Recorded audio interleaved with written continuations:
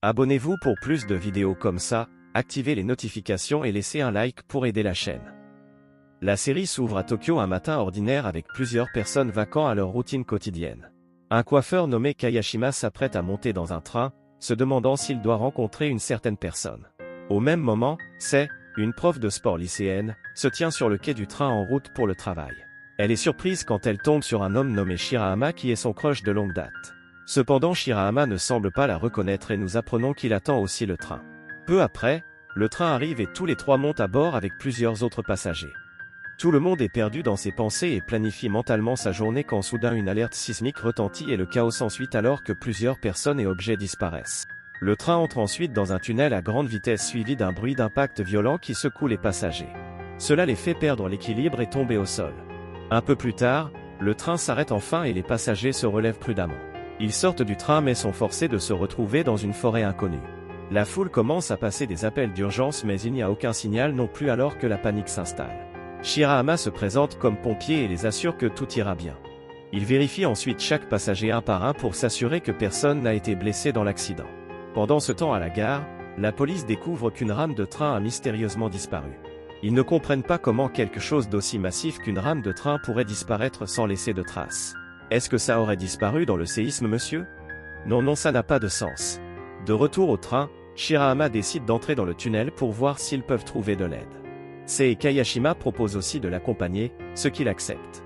Ils commencent alors à marcher dans le tunnel jusqu'à atteindre la fin, ce qui les choque, il n'y a pas un seul bâtiment, seulement un vaste désert et un terrain montagneux. Peu après, le trio retourne au train et informe les autres passagers de ce qu'ils ont vu. Cela rend la foule encore plus terrifiée et ils croient qu'ils sont dans un autre monde. Shirahama approche alors tout le monde et demande leur nom pour faire une liste.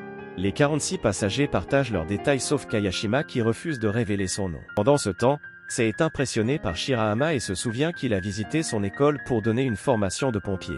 C'était le moment où elle l'a vu pour la première fois et a commencé à l'aimer. Plus tard, une fille nommée Rena tombe sur un article de journal parlant d'un suspect de meurtre vu près du train. Elle a alors faim et vérifie le sac à côté d'elle en espérant trouver de la nourriture. Il s'avère que c'est le sac de Kayashima et tout ce qu'elle trouve est une paire de ciseaux et une lettre de prison. Rena remet vite les affaires à leur place et vole secrètement de la nourriture dans un autre sac. Elle mange la plupart de la nourriture et tend le sac plastique à Kayashima.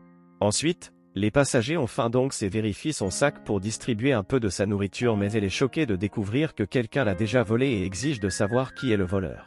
Kayashima est vue avec le sac de nourriture donc Rena ne perd pas de temps pour l'accuser. Elle révèle même comment elle a trouvé une lettre de prison et des armes dans son sac, impliquant que c'est un criminel. Kayashima nie les accusations mais les gens ne le croient pas et deviennent effrayés.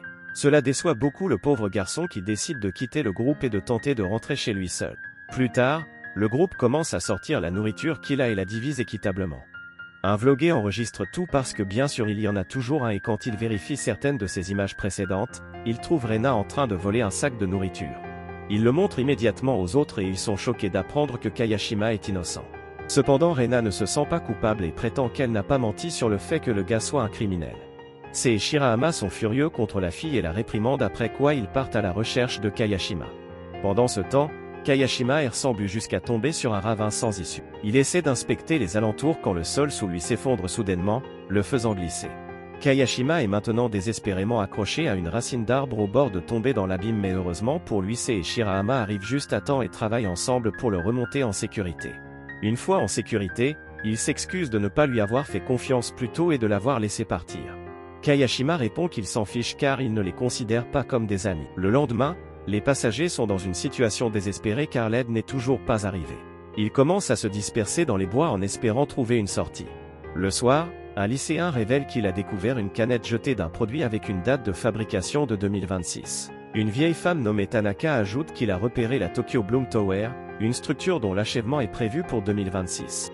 Pendant ce temps, un botaniste nommé Kato révèle qu'il a découvert une plante qui n'aurait pas dû être développée scientifiquement avant encore 30 ans. Sur la base de ces faits, le groupe émet l'hypothèse que leur train a voyagé 30 ans dans le futur où la civilisation s'est effondrée. Peu après, un homme blessé arrive au train et explique frénétiquement qu'il avait trouvé un chariot de boisson mais qu'avant de pouvoir l'amener ici, quelqu'un le lui a volé. Le groupe soupçonne immédiatement Rena à nouveau mais elle insiste sur le fait qu'elle est innocente cette fois. Quoi qu'il en soit, il conclut que le voleur doit être parmi eux, ce qui mène à des accusations et des disputes houleuses. Shirahama intervient pour calmer la situation et installe une bâche pour collecter l'eau de pluie, espérant capturer au moins un peu de rosée. Malheureusement il ne pleut pas, les plaçant dans une situation encore plus désespérée. Le lendemain matin, le conducteur du train attrape Tanaka avec une bouteille d'eau et réalise que c'est lui le voleur du chariot. Il l'amène immédiatement aux autres passagers et révèle la vérité. Tanaka ne le nie pas et propose d'échanger l'eau contre de l'argent puisque seul lui connaît l'emplacement, mais Kayashima attrape le vieil homme et le menace de le tuer s'il continue à être un con. Cela terrifie Tanaka. Je plaisantais, et il finit par guider le groupe vers l'emplacement du chariot. Tout le monde reçoit une bouteille d'eau, ce qui les rend heureux, mais ils savent que ça ne durera pas longtemps et qu'ils doivent trouver une source rapidement. Le lendemain, un petit groupe part à la recherche d'une source d'eau. Ils tombent sur quelques grenouilles et un sol humide en chemin, indiquant qu'ils se rapprochent de leur destination. Après des heures de marche, Shirahama attache une corde de sécurité et grimpe prudemment une falaise pendant que les autres restent en bas. Il finit par trouver un ruisseau d'eau fraîche et en informe les autres.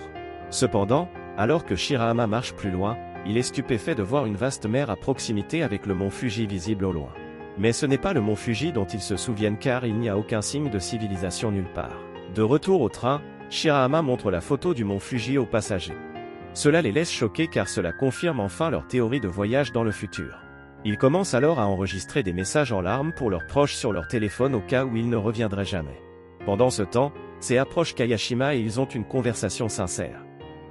Durant celle-ci, Kayashima se ouvre sur sa vie, révélant à quel point il a travaillé dur pour élever son jeune frère Tatsuya. Il explique que leurs parents les ont abandonnés donc tout ce qu'ils avaient c'était l'un l'autre. Cependant, à l'adolescence, Tatsuya s'est impliqué dans des activités criminelles ce qui l'a finalement conduit en prison pour mineurs. Kayashima ne lui a pas parlé depuis et ça fait déjà 2 ans.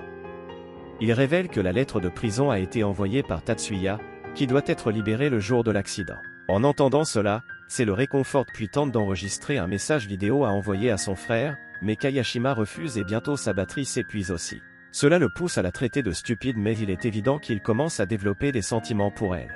Pendant ce temps dans le monde extérieur, nous voyons les familles de tous les passagers disparus se rassembler à la gare, exigeant de savoir où ils sont. Tatsuya est aussi parmi eux et quand il arrive au salon de son frère, il remarque des fleurs laissées pour lui. Cela rend Tatsuya furieux qui déclare avec colère « Mon frère n'est pas mort ». Dans une autre scène, Tanaka repère une personne mystérieuse dans la forêt et part à leur poursuite. C'est littéralement juste perdu mais il revient bientôt et vole les outils de coiffure de Kayashima pour continuer sa poursuite. Tanaka finit par revenir les mains vides et Kayashima est furieux contre lui pour avoir pris ses outils précieux. Le vieil homme explique qu'il a vu quelqu'un portant une casquette qui ne faisait pas partie de leur groupe, mais Kayashima ne le croit pas. Cela déclenche une dispute houleuse entre les deux, mais elle est interrompue quand il commence soudainement à pleuvoir. Tout le monde commence à se réjouir de l'eau mais Tanaka déclare qu'il en a assez et choisit de quitter le groupe. Le lendemain, Kato mène une équipe de recherche de nourriture pour aider à juger quelles plantes sauvages sont comestibles et lesquelles sont dangereuses. Sei et Rena sont vus en train de discuter et de cueillir des baies quand Sei devient soudainement malade et s'effondre au sol. Il s'avère qu'elle a mangé une plante toxique qui ressemblait à des baies comestibles. Heureusement, elle n'en a pas consommé beaucoup et Shirahama l'aide à la vomir. Kayashima remarque alors Tanaka rôdant en arrière-plan, observant tout. Le lendemain matin, le groupe commence à travailler ensemble pour préparer des armes de fortune pour leur survie. Ils fabriquent des pots en boîte de conserve, des couverts en bambou et aiguisent même des cartes bancaires pour en faire des couteaux. Le soir, ils se rassemblent autour du feu de camp et commencent à manger de la soupe préparée par les femmes plus âgées, mais les choses prennent une tournure différente quand quelqu'un remarque une plante toxique dans l'une des soupes. Kato jette un coup d'œil et réalise que c'est une baie comestible mais il est curieux de savoir comment elle est arrivée dans leur soupe. Kayashima pense que Tanaka a pu la glisser quand il rôdait plus tôt. Il soupçonne le vieil homme d'avoir voulu empoisonner tout le monde mais d'avoir accidentellement mis les baies à la place. Kayashima veut confronter Tanaka mais Shirahama ne croit pas qu'il pourrait être le coupable. Cela mène à une dispute entre eux et Shirahama finit par décider d'aller lui-même à la recherche du vieil homme. Quelques heures passent et il n'est toujours pas revenu au camp. Cela inquiète Sei qui décide d'aller le chercher, mais Kayashima l'avertit que c'est trop risqué d'y aller seul et lui demande d'attendre.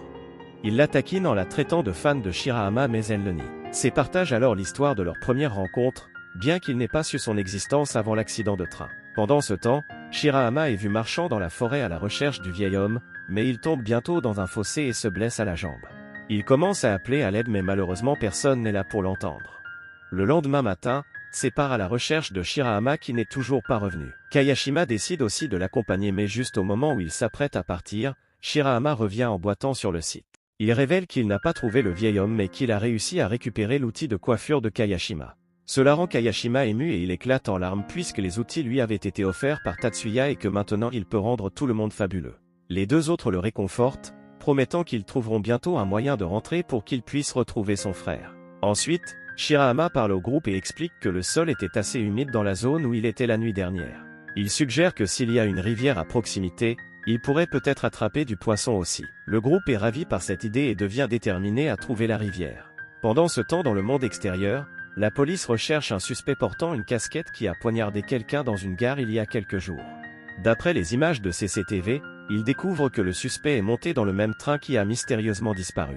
De retour dans la forêt, nous voyons Shirahama, Kayashima et Kato explorer les bois à la recherche de la rivière. Ils remarquent bientôt un oiseau, ce qui suggère qu'il pourrait y avoir quelque chose à manger à proximité. Kato marche en avant pour enquêter et les deux autres remarquent un homme étrange portant une casquette au loin. Peu après, ils entendent un gémissement qui s'avère être celui de Kato qui a été brutalement poignardé. Malheureusement, le coupable s'enfuit avant qu'il ne puisse l'attraper et l'épisode se termine ici. Abonnez-vous pour plus de vidéos comme ça, activez les notifications et laissez un like pour aider la chaîne. Merci d'avoir regardé.